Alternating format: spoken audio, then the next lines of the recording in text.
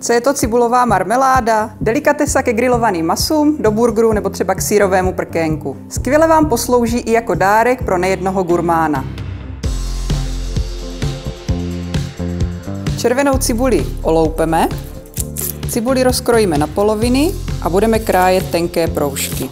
Aby měla marmeláda zajímavější a ostřejší chuť, můžeme přidat i 1 chili papričku. Potom, co si otřete slzy, si důkladně omýjte menší skleničky. Cibuli s chili papričkou orestujeme na olivovém oleji asi 10 minut. Přidáme sůl a třtinový cukr. Zalijeme bzeneckým červeným vinným octem a povaříme asi 25 minut. Vinný ocet se skvěle chuťově hodí pro přípravu čatny a čalamát. Podávají se totiž k sýrům a pokrmům, které se často konzumují s vínem. Jestli jste s ním ještě nezavařovali, určitě to vyzkoušejte. Budete překvapeni, jak jemnou chuť vašemu čatný dodá.